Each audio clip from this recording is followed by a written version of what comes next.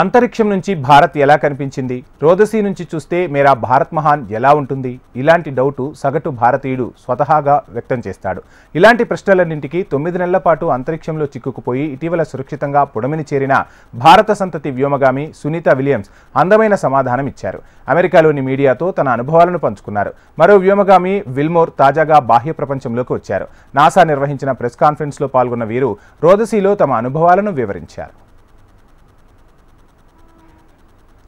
అంతరిక్షం నుంచి భారత్ ఎలా కనిపించిందన్న ప్రశ్నకు సునీత ఎంతో నేర్పుగా బదులిచ్చారు. చాలా అద్భుతంగా కనిపించిందని తెలిపారు. అంతేకాదు, త్వరలోనే భారత్కు వచ్చేందుకు ప్రయత్నిస్తానని తెలిపారు. భారత్ చాలా అద్భుతంగా ఉంది.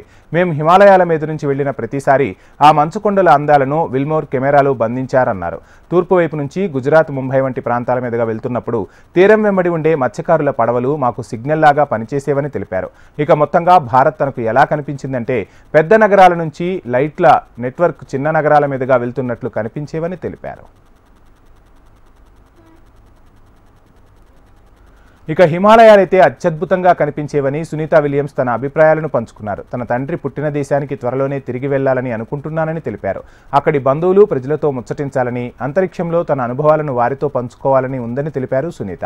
భారత్ అద్భుతమైన ప్రజాస్వామ్య దేశమని, అంతరిక్ష యాత్రల్లో విజయాలు సాధిస్తున్న దేశాల సరసన నిలుస్తున్న గొప్ప దేశమని కొనియాడారు సునీత.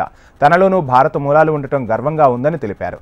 భారత సంతతికి చెందిన neuroanatomist Deepak Pandya, Slovene American Ursuline బోనీలకు 1965 సెప్టెంబర్ 19న ఒహియోలో సునీత జన్మించారు. పాండ్యా దంపతులకు 3 సంతానం కాగా సునీత చిన్న కుమార్తె.